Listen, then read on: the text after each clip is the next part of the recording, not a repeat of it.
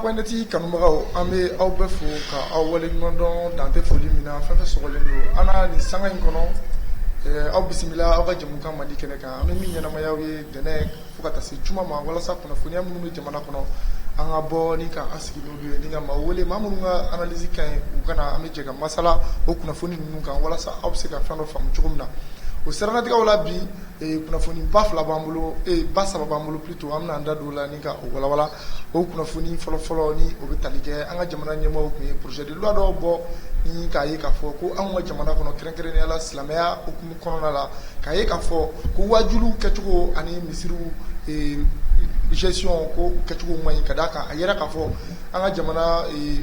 wajulukɛlaw u bɛ ɲɔgɔn nɛni u bɛ ɲɔgɔn attaquer u bɛ ɲɔgɔn dɔgɔya fo ka taa se kɛlɛw ma misiri kɔnɔ an ka jamana ɲɛmaaw tun ye fɛɛrɛ kɛ u ni o conseil islamique ni ka fɛɛrɛ ɲini o waleya in na ni ka o dan sira la an bɛna an da don o la ni ka o walawala o tɛmɛnen kɔfɛ an ka jamana ɲɛmaaw ye décret dɔ bɔ décret min ni o bɛ na gafe kura sɛbɛnni bɔ gafe min ni o y'an ka sariya sunba ye ni k'o gafe kura sɛbɛn o gafe fɛnɛ kɔnɔ kuma an bɛna da don o la gafe sɛbɛnni bɛna procéder cogo min na an bɛna kuma o kan o tɛmɛnen kɔfɛ an b'a ye k'a fɔ an ka jamana bɛ waati min na bi lakana ko o sabati tɛ an ka jamana fan 14 bɛɛ fɛ an dun b'a ye k'a fɔ an ka jamana ɲɛmaaw ko transition durée ko o ye kalo 24 ye k'a daminɛ mars tɛmɛlen n'an y'o jateminɛ ka n'o bila bi la a tɔ bɛ to kalo 21 ɲɔgɔnna ye o kalo 21 kɔnɔ yala an ka jamana na se ka organisation comment dirais-je élection organisée a kɛcogo ɲuman na a n'a tagabolo cogo ɲuman na an bɛna an da don o fana la ni ka o walawala o siranatigɛw la n kelen tɛ plateau in sanfɛ ni Buya Tamadu bɛ yan tuma bɛɛ ale bɛna an ka wele jaabi n b'a fo o la kosɛbɛ ani Amadu Zɛdi Ɲamele bamananw b'a fɔ ko kuma man ɲi da kelen na n bɛna kuma di u ma u bɛ foli kan kɛrɛnkɛrɛnnen bila o la an bɛ sɔrɔ ka don an ka babu kɔnɔ o la n b'a daminɛ ni Buya Tamadu ye Buya Tamadu salamu aleykum. Wa aleykum salam wa rahmatullahi ta'ala wa barakatuh. Kɔri baasi t'i la. Ça va alhamdulilayi.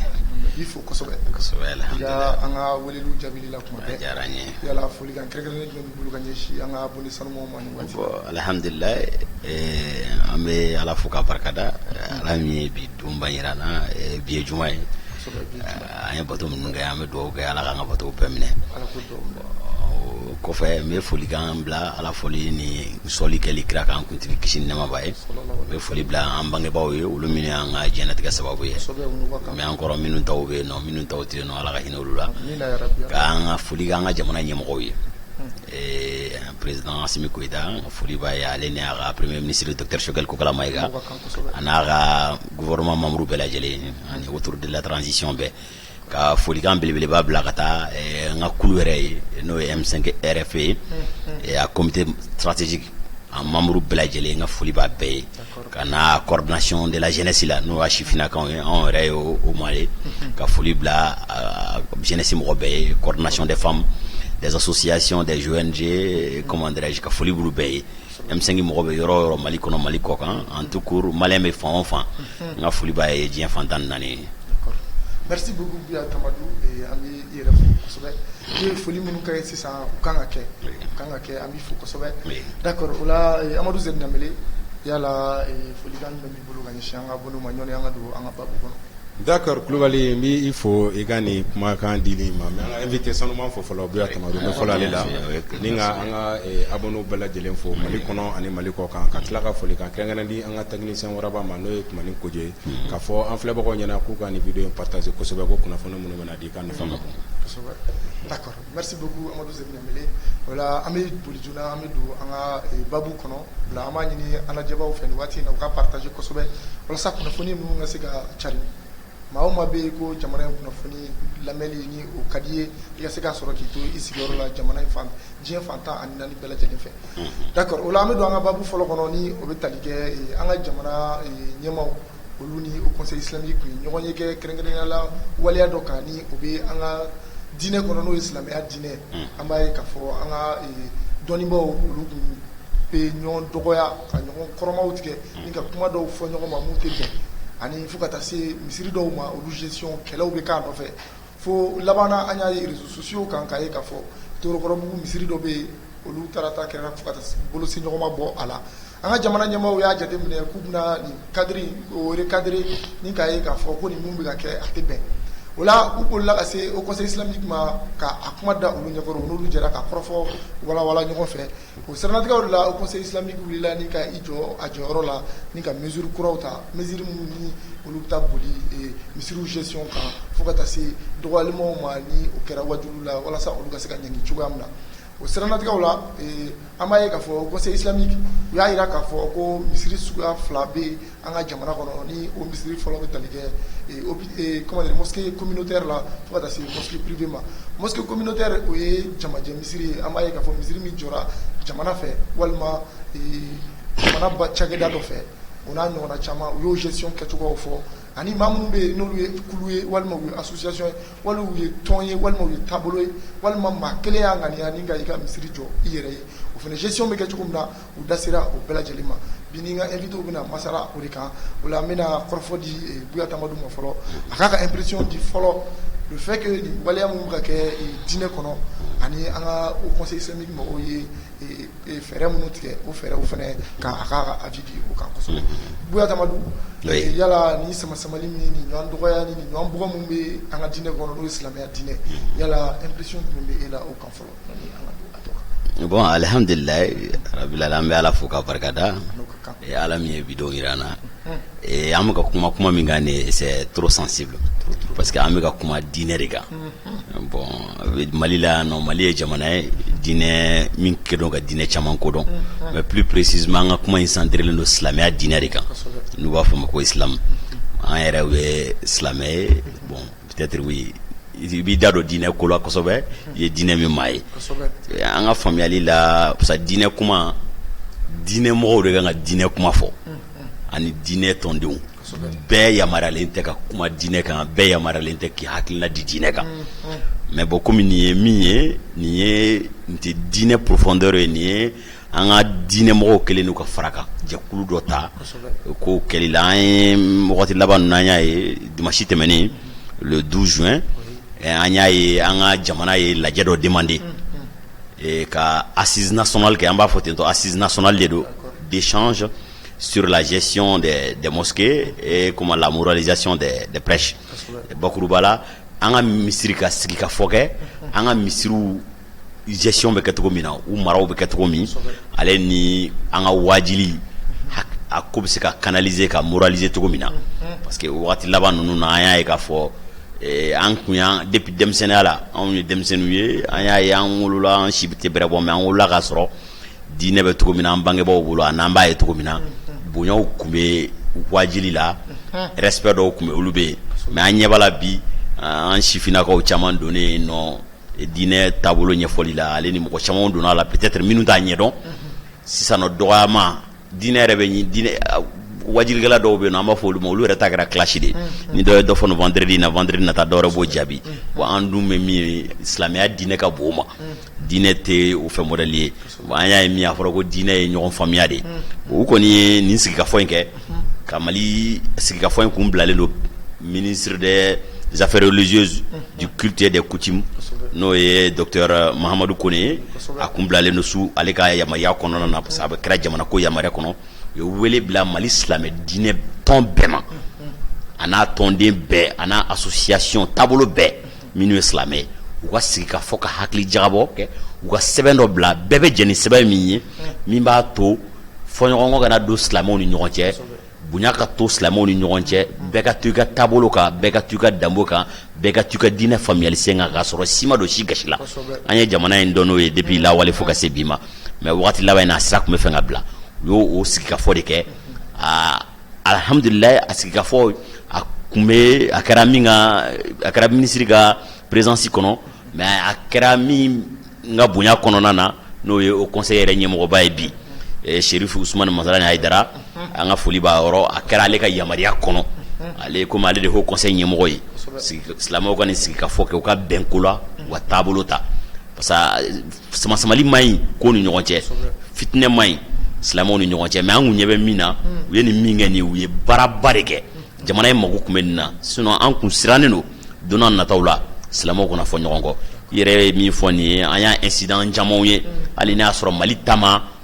jamana dɔw sɔrɔ diɲɛ kɔnɔ i n'a fɔ jamana minnu ka diinɛ ko kɛlɛ ye fanga sɔrɔ mais an y'a ye Mali la nɔ misiri dɔw ni yɔrɔ dɔw la an y'a ye silamɛw hakilinaw fɔra ɲɔgɔn kɔ fo dɔw bolo sera ɲɔgɔn ma misiri datugu bɔra yɔrɔ dɔw ta la Badilabugu misiri alimami misiriba fɔ ɲɔgɔn kɔ bɔr'o la fo misiri datuguna Torokɔrɔbugu ta y'o fɔ Kayi région na a caman kɛra yen fo mɔgɔw bolo sera ɲɔgɔn ma ale ni taabolo ko ka taabolo dɔw bɛ fɛn dɔw fɔ k'olu lagosi i b'a sɔrɔ taabolo dɔ b'o daga bon o kumaw u y'u da la komi olu ye diinɛ dɔnbaw ye ka dan sigi a la bɛɛ bɛ bɛn minnu ma bɛɛ tɛ ɲɔgɔn sɔsɔ minnu na ka dan sigi olu la taabolo ka respecter u ka diinɛ ye min fɔ nin kira minnu fɔra olu ka taabolo kiraw k'olu bonya olu kana dɔgɔya parce que a fɔra ko bon dɔw fana b'o fɔ ko taabolo dɔw bɛ yen nɔ olu bɛ kira dɔw dɔgɔya ou bien u bɛ k'u ka dan sigi o la ka u ye principe dɔw sigi ka mesure dɔw ta wajili yɛrɛ kɛcogoya la komi yanni an ka se misiri kadiri ma wajili yɛrɛ kɛcogoya fɔlɔ wajilikɛlaw tɛ ɲɔgɔn jaabi ka par exemple an filɛ nin réseau kan an bɛ ka kuma nin an y'a ye wajilikɛla dɔw bɛ kuma u bɛ ɲɔgɔn jaabi réseaux sociaux kan ale ni fɛnw na k'u dabila u ye mesure ta o kama ale ni mɔgɔ minnu bɛ wajilikɛlaw kumakan ta k'u ka image ta k'u monter k'u kɛ ka ɲɔgɔn jaabi u y'o fana mesure ta o kama k'o fana dabila parce que i b'a sɔrɔ wajilikɛla dɔ ye kuma dɔ fɔ a m'a lawuli kuma dɔ kama mais u bɛ bɛn dɔ ka kuma ma u b'o ta k'o kumaw coller ɲɔgɔn na pour que o kɛ ka ɲɔgɔn kɛlɛ ko k'o fana interdit réseaux sociaux kan moyen de communication fɛn fɛn bɛ yen ko k'o bɛ interdit o sanfɛla la u y'o sariyaw fana ta o ye ko ɲumanba ye parce que an bɛ bi diɲɛ tile min na réseaux sociaux an bɛ 21e siècle la mais sisan fanga bɛ réseaux sociaux de la médiaw la kosɛbɛ bon an ɲɛ b'a la n'u ma mesure ta nin kama a bɛ se ka kɛ sababu ye min bɛ se ka na fitinɛ don mɔgɔw ni ɲɔgɔn cɛ ale ni wajili yɛrɛ kɔnɔko parce que wajili yɛrɛ kɔnɔko mun ni mun kan ka fɔ wajili la mun ni mun man ka fɔ a la kiraw man ka dɔgɔya fɛn man ka fɔ mɛlɛkɛw ma mɔgɔw kana ɲɔgɔn ka comment dirais-je bakuruba silamɛ bɛɛ bɛ ala kelen de la an kɔni tɛ maa dɔn maa min ye silamɛ n'a bɛ ala fila la silamɛ bɛɛ ye ala kelen ye mɔgɔw ka divin mɔgɔ olu kana dɔgɔya messagew ala ka cidenw olu ka danga siri olu la olu kana dɔgɔya kira musow kira ka famille taama ɲɔgɔnw danga siri olu bɛɛ la olu kana kɛ wajili kɔnɔ diinɛ ɲɛmɔgɔw ye min fɔ u ye principe baw sigi komi diinɛ dɔnnibagabaw Mali ye dɔnnibaga jamana ye u farala ɲɔgɔn kan olu de bɛ se k'o kumaw walawala kosɛbɛ u ye dan sigi olu kɔni na ko kumaw kana di wajili ka kɛ ka da o danw kɔnɔ sa u ye cadrage dɔ di wajili ka kɛ ka don dan kɔnɔ pour que wajili kana walankata ka taa don ɲɔgɔn dɔgɔya ni ɲɔgɔn burujali la an y'a ye tout dernièrement tun bɛ ka kɛ min na bon o bɔra o fana kɔnɔ u ye mesure ta misiriw fana la i y'a fɔ i yɛrɛ y'a fɔ i ka kuma kɔnɔ cogo min na misiri u ye misiriw kɛ catégorie fila ye k'a kɛ misiri communautaire ale ni misiri privé voilà misiri communautaire o ye i b'a sɔrɔ misiri dɔw bɛ an ka sigida la sigida ka misiri don voilà bɛɛ de i b'a sɔrɔ bɛɛ jɛ don ou bien dugu ta don voilà mais misiri privé o i b'a sɔrɔ dɔ bɛ yen nɔ n balimakɛ bɛ se i b'a sɔrɔ sisan nɔ ala ye sebaka ye a ye misiri dɔ jɔ ale de ta terrain ale de ta fɛn bɛɛ ye a ye misiri jɔ a yɛrɛ tɔgɔ la o misiriw olu u ye sariya fila sigi u sariyaw ta olu kan misiri communautaire o alimami bɛ sigi cogo di a alimami falako bɛ sigi cogo di a misiri welela bɛ ta cogo min u kuman'o kan ale ni misiri privé pour que fɔɲɔgɔnkɔw kana don a la misiri privé cadre caman bɛ se ka k'a la i yɛrɛ y'a fɔ a bɛ se ka kɛ mɔgɔ kelen ta don a bɛ se ka kɛ jamakulu caman jɛlen faralen ɲɔgɔn kan olu ta don a bɛ se ka kɛ organisation dɔ ye ou bien société dɔ ta don o ye misiri privé ye mais misiri communautaire o ye communauté ta ye b'a sɔrɔ dugu ta don sigida ta don o ye mesure min ta o la concernant misiri u ko o alimami communauté de b'o choisi misiri communautaire alimami communauté b'o choisi misiri privé alimami a misiri n'o y'a sɔrɔ mɔgɔ min y'a jɔ ou bien tɔn min y'a jɔ ou bien mɔgɔ min jɛra ka fara ɲɔgɔn kan k'a jɔ olu b'u ka alimami choisi u y'o k'a fɔ ale ni a misiri welela misiri welela ale ni alimami falako alimami ka dangan misiri communautaire cadre la wajibi sariya la u ye min fɔ nin mesure min ta nin ye ko alimami bɛ misiri la o alimami de bɛ ɲininka wajibi o de bɛ ɲininka alimami falako tali ale ni misiri welela tali la a bɛ ɲininka quoi voilà obligatoirement u y'o yɔrɔ fɔ ko préciser o misiri communautaire mais misiri privé la alimami bɛ ɲininka alimami falako tali la ale ni misiri welela tali la alimami bɛ ɲininka ka hakilina dɔn a bɛ ɲininka o la ale ni misiri comité de gestion voilà olu hakilina fana misiri olu bɛ ɲininka u hakilina da la o misiri privé cadre bon mais u y'a yira fana k'a fɔ misiri la misiri ɲɛmɔgɔ ye alimami de ye côté fila bɛɛ la n'i taara misiri la dɔrɔn n'i ko ɲɛmɔgɔ o ye alimami de ye u ye nin hakilina ninnu préciser bon je pense que an bɛ waati min na nin ko in mɔgɔ peut-être fo ni hakilina yɛrɛ bɛ mɔgɔ min na sinon hakilina ka ɲi kosɛbɛ a bɛ bɛn sabati silamɛw ni ɲɔgɔn cɛ a bɛ kelenya sabati silamɛw ni ɲɔgɔn cɛ a b'a to hadamadenw ka an ka diinɛ tun bɛ ka walankata ka don sira dɔw kɔnɔ an ka wajilikɛlaw tun bɛ ka taabolo dɔw ta souvent minnu bɛ anw yɛrɛ minnu y'u kɔmɔgɔw ye a b'anw yɛrɛw lamaloya voilà mais nin sigikafɔ in vraiment c'est salutaire a kan ka fo minnu y'a initiative ta au conseil membre bɛɛ lajɛlen k'u fo ale ni minnu jɛra ka baara in kɛ u hakili ɲumanya la ale ni ministre yɛrɛ docteur u hakili ɲumanya la nin ka ɲi kosɛbɛ nin b'a to Mali silamɛya dɔn ni min ye i n'a fɔ Dawale bɛɛ tun ye Mali dɔn ni silamɛya de ye ni kun fɔra dɔrɔn Mali tun bɛ taamasiyɛnw de fɔɲɔgɔnkɔw tun t'a ni ɲɔgɔn cɛ mais wagati laban in na fɔɲɔgɔnkɔw de donna ni mɔgɔ silamɛw ni ɲɔgɔn cɛ taabolo ko kɛlɛw ni faamuyaliw la mais an bɛ Ala deli nin ka kɛ bɛn nali sababuya ye silamɛ bɛɛ ka se ka don da kelen fɛ ka bɔ da kelen fɛ bɛɛ k'i ka alabato kɛ i ka diinɛ faamuyali cogo kɔnɔ k'a sɔrɔ si ma don si gasi la si ma si dɔgɔya bɛɛ ka taabolo hakɛ kɔnɔna na moi je pense que jamana ka hɛrɛ b'o de la an bɛɛ ka laɲini kan ka ko de ye. Merci beaucoup Buya Tamadou i ka nin kɔrɔfɔ in na n b'a hakili la faamuyali caman sɔrɔla nin na an filɛlaw fɛ nin waati in na o la Amadou Seydou Ɲamele an bɛ fɛ k'a dɔn kɔrɔfɔ filɛ a yira k'a fɔ ko an ka jamana prêcheurs fo ka taa bila misiriw kɔnɔna la ko mankanw b'u ni ɲɔgɔn cɛ an ka gouvernement ye mesure min ta Buya bɔra ka a da don a la yala e yɛrɛ bɛ se ka mun fara n kan kɛ yala an ka jamana ɲɛmaaw ye nin décision minnu ta ni y'a kɛcogo ye wa selon vous. D'accord Kulubali ni ne bolo ni hakilina in ɲɛna kosɛbɛ parce que Mali la i n'a fɔ Tamadu yɛrɛ ye contenu bɛɛ fɔ ka ban jamana in kɔnɔ taabolo ka ca Mali la diinɛ silamɛya yɛrɛ la fɔlɔ tafan ka ca bon a tafan caman bɛ yen n'i ko k'u ka ɲɔgɔn sɔrɔ misiri kɔnɔ u bɛ se ka seli ɲɔgɔn kɛrɛfɛ mais problème bɛna kɛ min alimamiya de bɛna ni kɛlɛ ye parce que taabolo in caman na selicogo yɛrɛ la i b'a sɔrɔ taabolo dɔ bɛ alimami dɔ fɛ dɔ t'o fɛ mais ne nana kɛ sababu ye nin bɛ se ka na ni bɛn ani bɛn ni kelenya ye Mali yɛrɛ diinɛ kɔnɔna la mais ne bɛ profiter nin na fana ka welewelekan di i n'a fɔ an ye fɛn na mesure minnu taara mais u k'a lajɛ prêche n'o ye wajulu ye Mali wajulu ko ka essayer ka cadrer a kana kɛ ten ko parce que n kalanna n bɛna ka jama bɛ n kɔ ka wajulu kɛ ne b'a la fitinɛ caman bɛ sɔrɔ wajulu in fɛ parce que e bɛ micro la bɔ dɔrɔn e b'i sigi jama bɛna sigi donc mun ka di da i b'o fɔ bon an bɛ k'olu bɛɛ de bila ko liberté d'expression minɛn kɔnɔ bon n'e dun ye fɛn fɔ ne ma ne b'i jaabi o jagoya de souvent i b'a ye an ka jamana in kɔnɔ wajulukɛ kɛnɛ dɔ filɛ sigi walima misiri dɔ filɛ nin ye bɛɛ ka micro bɛ sanfɛ mais ni misiri bɛ kuma fa i b'a dɔn k'a bɛ don in de ma taabolo don in ma taabolo don in fana bɛ kuma i b'a dɔn k'o bɛ don in ma bon kunfin minnu bɛ misiri kɔnɔ n'o bɛ tali kɛ anw yɛrɛ la donc finalement a bɛ na ni sentiment sugu dɔ ye ani ɲɔgɔn cɛ négativité sugu dɔ ani ɲɔgɔn cɛ o ye fɛn mun cɛman ye donc nin waleya in an b'an ka jamana ɲɛmɔgɔw fo nin na donc vraiment n'a sera ka appliquer à la lettre o bɛ sɔn ka wusaya don n'a nataw la jamana in kɔnɔ. Merci beaucoup Amadou Seydou Ɲamele n b'i fo kosɛbɛ i yɛrɛ ka kɔrɔfɔ in na o la an bɛ boli ka taa an ka janni an ka don an ka bagu filanan kɔnɔ n bɛ fɛ ka hakilina faranga dɔ kɛ Zɛri ka kuma la wagati caman ye Mali an ka misiriko ye min fɔ ne wajiri ko kan ka kɔlɔsi kosɛbɛ peut-être oui ni ko daminɛ ni document ye mesure fɔlɔ ye tagalen ɲɛfɛ u bɛna na enrichi u kan ka norme de don wajili la c'est k'a kɛ bɛɛ man ka yamaruya ka kuma diinɛ la k'a kɛ i b'a fɔ sous forme ka licence dɔ di diinɛ ko la n'i ka voilà n'i ka faamuyali degré n'i ka kalan degré ma se degré dɔ ma i man ka yamaruya ka wajili kɛ parce que problème min Mali la no ni min content par exemple supposons an b'a content dɔ bɛ content i ye murukalan dɔɔni kɛ ou bien i ye tile 2 kɛ mandarasa la ou bien i taara arabu dugu dɔɔni na i ye arabukan kalan i bɛ content i bɛ n'i sigi i bɛ micro bɔ i b'i sigi i bɛ wajili kɛ bon diɲɛ jamanaw kɔnɔ jamana caman bɛ a tɛ kɛ ten voilà bon hali kɔrɔlen Mali la o y'a sɔrɔ faamuya ni danbe bɛ yen nɔ mɔgɔw tun tɛ wulu yɛrɛ ma ten k'u bɛ wajili kɛ i b'a sɔrɔ maa min bɛ wajili kɛ bɛɛ kun danganɛnɛ dɔ la k'a fɔ ko dɔnniya b'a la voilà bon maintenant conseil sera k'o fana lajɛ tagalen ɲɛfɛ k'a lajɛ ka mesure don a la peut-être oui bɛɛ tɛ taabolo ye diinɛ taabolo ka ca dɔw bɛ yen nɔ olu ye dugumakalan ye dɔw ye morikalan ye mais diinɛ kɔni faamuyali u ka expert dɔw former k'a kɛ ni i bɛ wajili kɛ u k'a lajɛ n'a sɔrɔ faamuyaliba dɔw bɛ diinɛ la voilà kuranɛ ye kelen ye quoi mais faamuyaliba dɔw bɛ n'olu b'i la bon ale ni déjà ko dɔw bɛ yen nɔ n'i ko k'i b'olu bɛɛ corriger sisan olu kuma bɛ caya i filɛ nin ye ka min fɔ nin n'i y'a kɔlɔsi an ka quartier kɔnɔ misiri dɔw bɛ ka surun ɲɔgɔn na kosɛbɛ i b'a sɔrɔ misiri dɔw bɛ carré in kɔnɔ dɔw bɛ carré yɛrɛ kɔnɔ tagalen ɲɛfɛ peut-être u bɛna na mesure sɔrɔ ninnu bɛɛ la parce que i yɛrɛ ye min fɔ nin ye diinɛ kuranɛ kelen don ka diinɛ yɛrɛ taabolo bɛɛ fɔ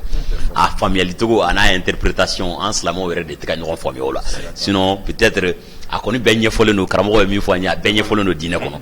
wajili kan ka kɛ tantɔ de misiriw kan ka jɔ tan de misiri kan ka kɛ nin hakɛya de kɔnɔ nin hakɛya de kan ka sɔmati misiri kɔnɔ a bɛɛ fɔlen don k'a ɲɛfɔ mais pratique la an yɛrɛ damaw tɛ ka ɲɔgɔn faamuya mais tagalen ɲɛfɛ ni c'est un début mais an m'a hakilina don le conseil mɔgɔw fana hakilina in fara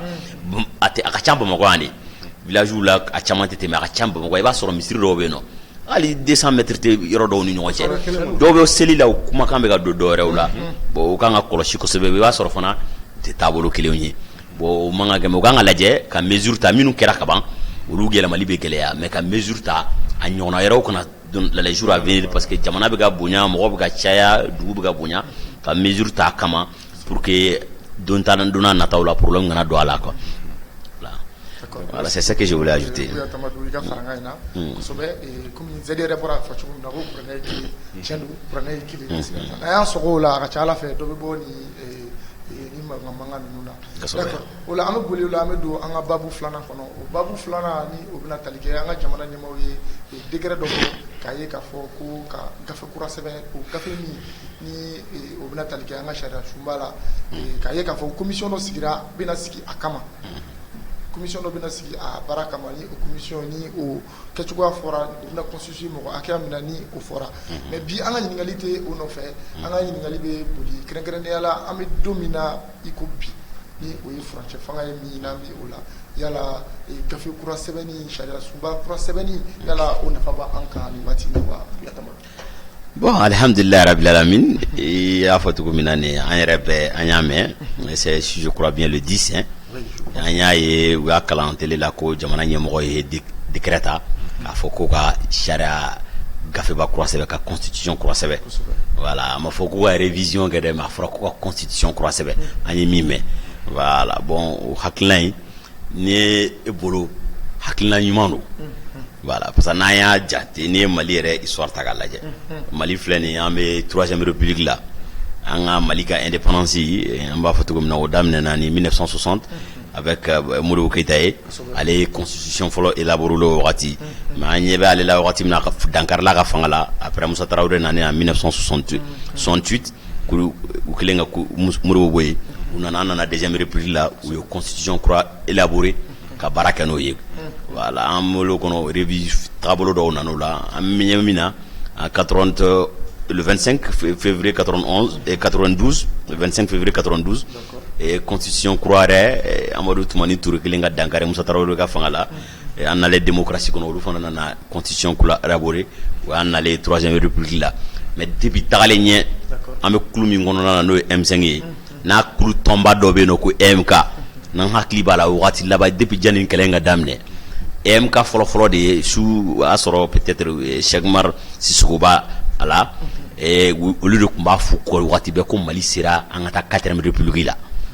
parce que an y'a ye président saba nana Mali la Alpha a tenté k'a bɛ constitution réviser a kɛra problème ye a ma se ka réviser tugun ale fanga bila k'a to a la Amadu Tumani Ture fana nana o fana ye hakilina ta k'a bɛ constitution réviser mais wagati dɔ la a ye commission dɔ b'a fɔ commission Daba Jawara commission formée u ye baaraw k'a kan mais a ko cayara o nana ale yɛrɛ fana bɔra fanga la a ma se ka kɛ IBK fana kun y'a tenté ala ka hinɛ la ale fana kun y'a tenté a ka fanga kɔnɔ ko ka révision kɛ constitution in kɔnɔ a ma se ka ɲɛ mais an bɛɛ bɛ sɔnnen don min ma maliden fanba bɛɛ minnu bɛ dɔɔni faamuya Mali constitution kɔnɔ Mali constitution in dan caman yera la quoi ça fɛn caman yera la jamana évoluera jamana tagara ɲɛ ko dɔw maa kɔnɔ olu kan ka falen bon Mali bɛ situation min kɔnɔ sisan constitution an bɛ wagati min na sisan constitution ma suspend constitution est en vigueur et puis charte bɛ yen nɔ charte ni constitution bɛ ka ɲɔgɔn dafa mais mɔgɔ caman bɛ ka yɛrɛ ɲininka min na constitution kɔnɔna na révision de fɔlen don mais constitution kɔnɔ constitution kura élaboreli o ma fɔ constitution kɔnɔ bon a dun fɔra ko constitution ma suspend mais an kɔni bɛ min dɔn 4e république il est temps an b'a wagati la bon comme sariya ko don c'est très complexe mais an bɛ min fɔ an ye décret min ye mɔgɔ caman bɛ ka critique caman kɛ a bɛ bɛɛ ni hakilina faamuya mais an kɔni bɛ min faamuya mɔgɔ kana a kɛ ka taa hakilina jugu kɔnɔ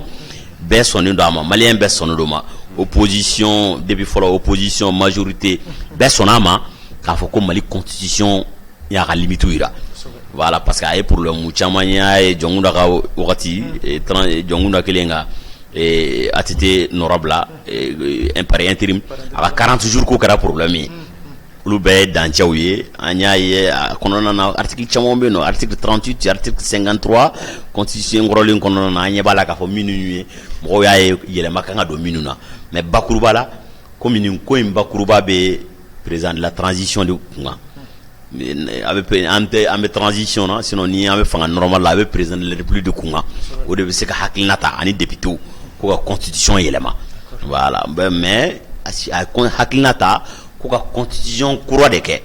a ye commission formée u ye ko ka commission formée commission président bɛ k'a la rapporteur bɛ k'a la u bɛ baara kɛ ka avant projet de loi constitution yɛrɛ tɛ u bɛ avant projet de loi parce que n'a a bɛɛ banna de pepe jamana an ka taa référendum na jamana kɔnɔdenw ka waleya o de la an bɛ se k'a fɔ ko mais avant projet u y'o baara kɛ si je me trompe pas an filɛ don min na bi yɛrɛ CNT n'o ye an ka organe législatif de transition in kɔnɔ olu bɛ ka kuma hakilina in kan u bɛ ka amendement dɔw kɛ comment dirais-je président ka décret in kuma la révision kan voilà bon ne kɔni bolo hakilina ɲuman don il est temps transition de y'a wagati ye parce que an ye président saba bɛɛ y'a tenté u ka fanga kɔnɔ k'u bɛ révision kɛ u dɛsɛra bon Mali dun constitution kan ka yɛlɛma bon maintenant an filɛ nin wagati min na nin y'a wagati ye mais min fɔ Musa nalen nɔ Musa ye ma dansigi Modibo ta la voilà bon comment dirais-je démocratie 92 ans donné démocratie kɔnɔ u ye dansigi Musa ka constitution min tun bɛ Musa ko tile u ye dansigi o la bon an évoluera n'o ye fo ka se sisan ma bon sisan nɔ limite yira moi je pense que ni ninnu ye initiative ta ko ka constitution kura dilan u bɛ bɛn voilà n'u tun ye falenni fana hakilina ta o fana bɛ bɛn mais hakilina in fila bɛɛ la min ka ɲi a la comment dirais-je bɛɛ bɛ fili ka da i kɔnɔ tiɲɛ kan ne yɛrɛ ko ça n'engage que moi o ye ne yɛrɛ kelen ta ye ne yɛrɛ kun bolo falenni a la o kun bon mais n'an ye falenni fana ta la limite fana caman b'o la voilà bon o de y'a kɛ janni o ka don problème bɛɛ la an kana don article 118 min b'a fɔ k'a fɔ ko ni jamana fan dɔ minɛnen don ko élection tɛ se ka kɛ an ɲɛ b'a la i bɛ ka tile la o ye mankan camanw kɛ janni o ka don a bɛɛ la i y'a mɛn nin b'a la nin b'a la nin b'a la n'o bɛɛ bilala kɛrɛfɛ an ka falen siɲɛ kelen je pense que o fana b'o yɔrɔnin bɛɛ o yɔrɔnin na an bɛɛ bɛ an ta bila ka tugu président de la transition ta kɔ a ye min fɔ an ka bila o hakilina kɔ n'u y'a dilan yɔrɔ minnu ka ɲi a bɛna bɔ kɛnɛma minnu ka ɲi a la minnu man ɲi jamana kɔnɔ bɛɛ bɛ wele ka ɲininka opposition parti politique société civile bɛɛ maliyɛn bɛɛ mɔnikɛla bɛɛ bi hakilina di a kan kɔfɛ tagalen ɲɛfɛ ni bɛn kɛra min kan o de bɛ kɛ sɛbɛn ye an bɛ taa jamana fan bɛɛ an bɛ taa vote la ni jamanadenw jɛra n'a ye a bɛ waleya ni jamanadenw ma jɛ n'a ye fana a bɛ bila. Merci beaucoup Biya Tamadou ila ni analyse na an b'a ye k'a fɔ an bɛ waati min na i ko sisan maa caman bɛ k'a fɔ k'u tɛ k'a faamu de ka d'a kan ko nouvelle constitution dilanni i bɔra k'i yɛrɛ da sira ma k'a fɔ ko révision de b'a kɔnɔ mais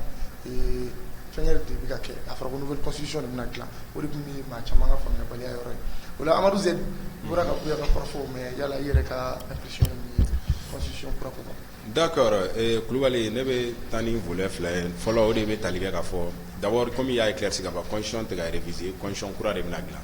an ye k'a fɔ ATT clé ka na bila fo sisan na ne y'a ye constitution falen bɛ sen nɔ parce que constitution jamana fɛn fɛn développé len don diɲɛ kɔnɔ u y'u ka constitution ta en fonction de la réalité de leur pays. Parce que le monde évolue. Donc maintenant, avec ATT Tamouyo tient parce que Malion Kou, quoi ATT troisième mandat bafono. Ora to ATT Tamasira soro. Donc Ibeka fait la même chose. À Farako Ibeka fait quoi troisième mandat de qui c'est qui barabara ninga condition que arrête n'indoumoy. Donc finalement comme transition était commentaire. Donc nous le sera qu'un projet enfin on a condition mise à jour bina se ka condition do fene mu fene be na Malion convenu parce que ni se ka Malion bela jele hakilnata kam jamana do ina fo tamado fo to na référendum mege donc abe sigi ka soro mo ma bli kuna ko nunu mina fo ko na troisième mandat re ngini ko na usni ndu mo de ke. Donc à mon humble avis il est temps nous ne sera ka mais fin kelem jorobin la o de ka fo transition clé na surtout 2 ans effort. Donc il y a voulu chama me gadaile insécurité ko be sena folo forona kele be sena donc ani communauté internationale fene be nyona donc conscience falen ko fene o pna projet be na faraka donc kana kla kana faraka tu jamana do yere fene de ko chama me mali kono fen chama me ame fo lu be ga rectifier ni nga beni transition période ide donc finalement on tetu me la droit est-ce que nous nous pouvons na se ga réaliser 2 ans kono wa. Oui, Babou Savana et d'accord. Merci beaucoup et Amadou Zedniamele. Oui, Franga Mimolo Kafraka. Et c'est transi, comment dirais-je, il y a un problème, oui, Hakilin. Nimbere kungama assise kele no jamana dewnya ni ko transition ga damne kalo woro la kata centre la parce que hakilina chama de transition be ko intervalle dodé ou intervalle kono fa normal kono fa robe ni ko ki ba ka gelen mais en plein une transition ngono ko chama be no bi se ka ke quoi voilà o da ko attendre mais anya be na présent ni décret mita ay commission kalo fla de dilenoma ko barake ou avant projet de loi de constitution ou abokabi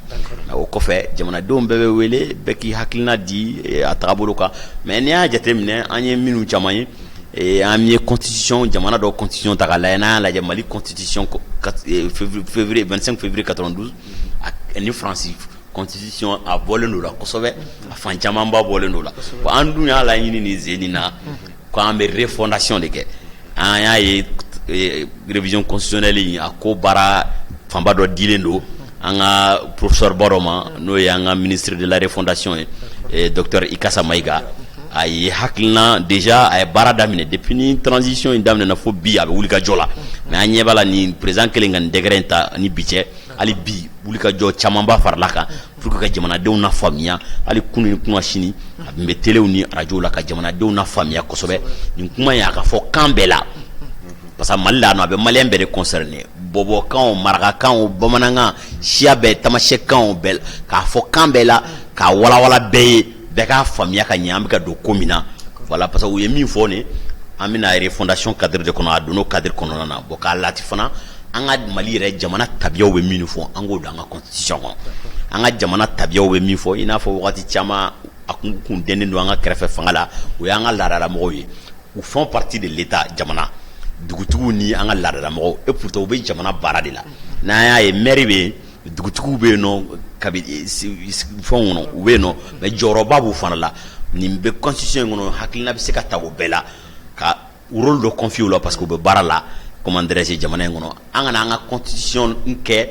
jamana ere imagement mais anga ke ere ka réalité mali la ere ka jamana réalité na anga familiali na anga tabolo mi ou constitution ngla en fonction de ça ka laje bo anya e fana uga foko hakilina wala chamambi ga sena ko demander ko ka sena nati akonna na bela mais nimbe hakilina nyumaye ko hakilina nyumon ko akono mais hakilina do bene bolo mi fraka ko sobe uga malilano uga président nga fanga laje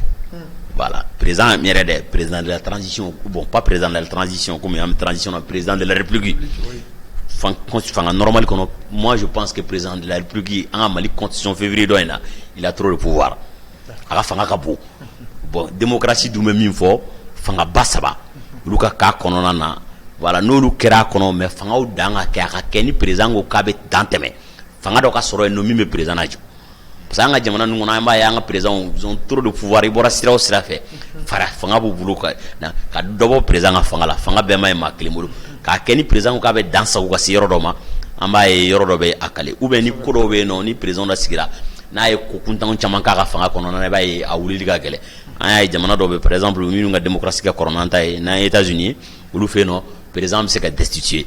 ni président ye dangue na dankari ay ko ko communauté ben u be ma do fara ñongo be sigi be daski mais on constitution na oro benenta kono c'est moi je pense que en président fanga babu bolo film seni chamo be no en constitution korole ngono am se ka inspirer o dowla ka faranga tabolo anga jamana réalité ko kulu fraka ka constitution kura élaborer malien be bire e min kono nana la da la kula dambe kula to su be la main ro ka sa anga copier coller ke mo wara constitution na quoi.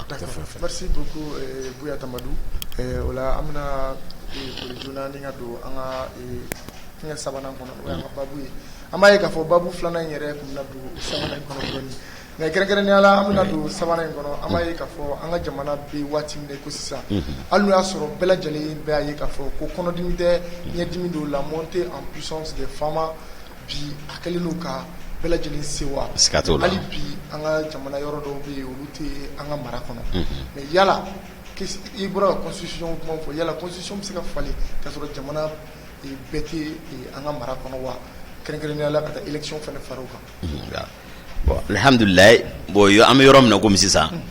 amba fo ko insécurité be sino jamana presque ne ga famela jamana famba avec jamana fanga ka mara kono mais jamana ma baskidi voilà stabilité normalu mata yoro la amba ye minu gelendo ka dankari folo ta ngunya be min kolosi o ko mana fotogo amba fo minungu bamaganci minungu murleno fangama fonyogo ko me jamana no no nyonche qui sont les rebelles o ko ekidali mais je pense que oluni ali transition yi accord mi kera ni accord d'Alger mi kera transition ni ale ni kononana ni we nyogon famille do ka amba e nyogon famille no ko kono kosobe fanya yi lu mo chama be go gouvernement ngono be institution de la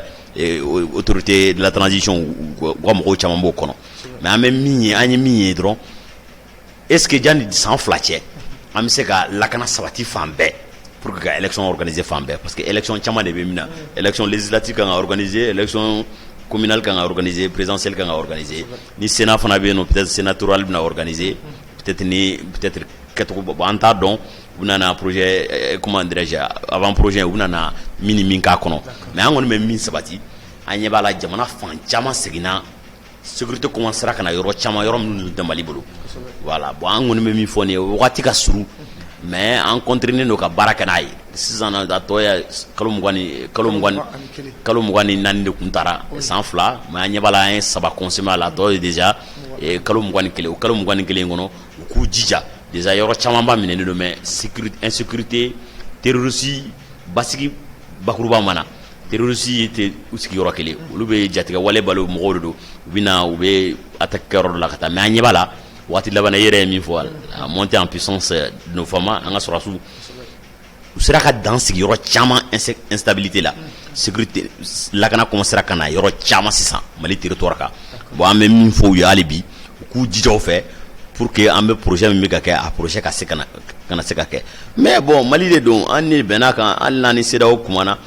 comme ou de la gandi kambe ko organiser ka beoma sonna si ne ya dane refonama ni akera comment dirais-je ni font masaka organiser ka benay jamana ko de don siga fo de be kala kala tuzu benga mi be kala mais moi je pense que we haklinam tani u kele ka sanam sakalum wananta peut-être u se ka baranu num fora bakurbala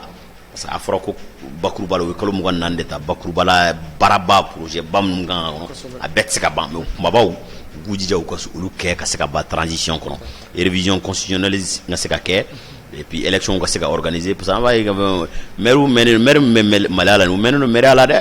mer élection al mo haglita wati la ngaje voilà amena trop voilà bon comment dirais-je yela maka dolu la élection ko se ka ke jamana ka se ka ta la. D'accord, merci beaucoup Buya Tamadou la mo dizel jameli la faranga do be bulu fara Buya Tanka. D'accord, bon ni franga baten na quand même amé mon fodron ni nouvelle constitution ni nanake donc am se ga fo sinon quand la constitution me sénat c'est ça na fra quand élection ke ni fin yere kono ka klat kun ga jamana sécurisé à 100% ya mano constitution yere me mon fo yere ina fo Buya Tamadou yere bula article 118 ka fo ko constitution se ga fale ka so jamana yere beta en sakola bon andu nya bala bi Mali kono ni ko ka damne kay fo kidal ka be ban sakola mano ama do ro chaman be bi olu be échapper anga contrôle kono donc ama no gal ni be élection organisée ro la be ki be frana ga jamana don fara ñoko nga ku ga tu fait la fo a chamana ama no non presque yoro bebe anga contrôle kono mais stabilité de te fambe sinon presque Mali région be la bakrubala se ka foka be Maliga folo kuma fiye ko anga soro su da se ku ba ko fe bibi nana ga ibe teski ga mi se ku ba ko fe kuma fiye nga je ko je sais pas Kidal Marayna tesiti fam felo kuma anga soro su tese antara anga mo tara rebelu bunte jazz bon pas des rebelles des djihadistes toru bunte foro na anye bala fana ankele no sika kale no mam nu ma ka foko utikande manga barala olu yoro chamo libéranga ma okunte rom nu na folo no ye franci ye barkan ga projet yo wora yoro chamo menaka anga voilà uga anga aramade anga mili comme fama mo ye u bazu bemine je pense que quoi essayer de bamba presque Mali territoire bébé Malika couverture kono mais stabilité de tes zones là il va soro jatika walo bina uga baraw ka kla boli quoi danga sikaski ko se ka o be je pense que se ka ke parce que ala je ul sigini sisanche we minge we belebele bareke ala ma san wolo la san shiginga dongo be dugu ci la ka dugu ci ka muso ko mais anya bala nunu sikira wati kungurunu o budu nane we dankari tiro suka fen bala voilà foni banga so ama sino benye bala ka we dankari tiro suka ko sobe ko basiki ke pour que anga se ka élection organisée on espère vraiment comme on a photo na kalo moi ani kala totoro de neni baran nu besera ka ke ka conscience fale ka jamana fambe ka basiki o kono e fierté voilà ça ambe ka kuma élection komika ali ya la jam pleine transition ngono mo ko na nyina mo transition problème chama de nanani fanga yelema Ibrahim Boubacar Bouta bole mais mi est tasuma comment on dit amba foko ne mi est comment dirais-je tasuma ere tout que tasuma ere là oui élection ko ni o de kamala la a fora ko organe inauguration blanc place je pense que si ça non ministre ikasa wulendo akuma la kosobe akuma be ga ke mejaw baden sans fala la ko ka organe unique malien hakilina de do minu rebe ga bama bi folo olu ko me ga réclamer ga teme bega bon mais ame politique amado lu chama fana tabe politique ko kelaw bala sinon organe unique ka kan idée munu fora la comment dirais-je politique mo ko ñoko fa mo ko am transition mina malien be ka nga différence des blancs qui bolo di ñoko ma 600 ka jamana ka intérêt la je na mboro transition ngono am tan nga politique kelawé d'accord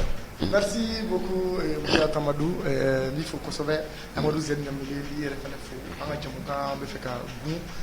wala me kuma kala ban se gawma ava kuma kala wanji wala am soro ka danser ni jamuka na ok alhamdulillah ne be foli de bla ta nga tom roma ali bi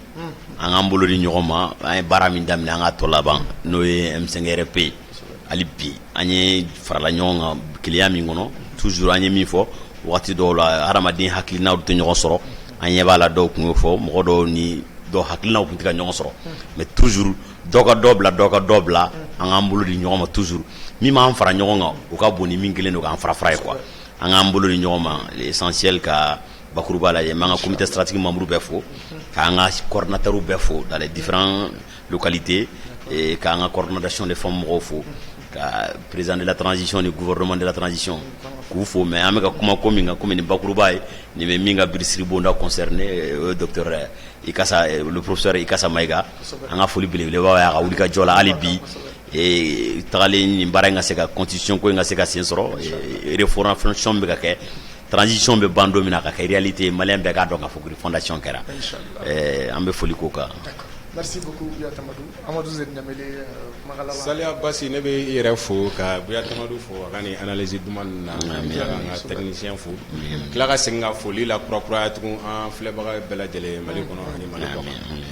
d'accord merci beaucoup en fleba o ni kunye anga bi chamuka mu kula willa ba wada ko ne di nyama so fe ni ka oda outlook amba fo yi ngaw kambe si wore wassalam